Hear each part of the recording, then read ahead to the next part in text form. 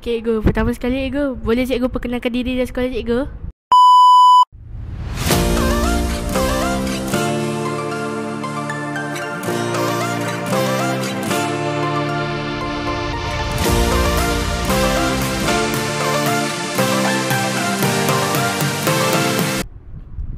Assalamualaikum cikgu. Assalamualaikum warahmatullahi wabarakatuh. Cikgu, pertama sekali cikgu, boleh cikgu perkenalkan diri dan sekolah cikgu? Terima kasih. Saya Puan Haji Latifah binti Abdul Rahman, PK1 SMK Sri Madan, mewakili guru-guru saya datang kemari untuk bersama-sama di Pusat Sumber SK Sri Teluk.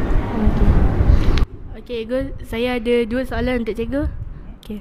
Soalan pertama, apakah tujuan utama lawatan cikgu ke Pusat Sumber SK Sri Teluk?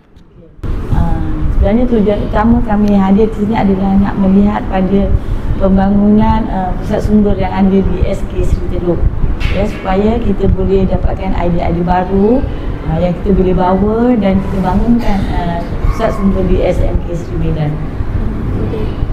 Okey, soalan terakhir cikgu, apakah perkara yang paling menarik perhatian cikgu di Pusat Sumber SK Sri Teluk? Sebenarnya banyak perkara yang menarik yang kita dah dapat pada hari ini, tapi di antaranya yang kita sangat tertarik, yang pertama tentang pendigitalan buku-buku, okay. Yang kedua tentang ruang-ruang yang ada dan digunakan dengan sangat efektif untuk pembangunan PDP pelajar. Jadi saya harapkan dengan adanya peluang ini kita dapat bawa idea-idea ini untuk bangunkan satu lagi library yang mirip-mirip SK Sri Teluk dan boleh digunakan dengan intensif di sana nanti. Okey. Terima kasih cikgu kerana sudi meluangkan masa untuk temu ramai cikgu. Sama-sama.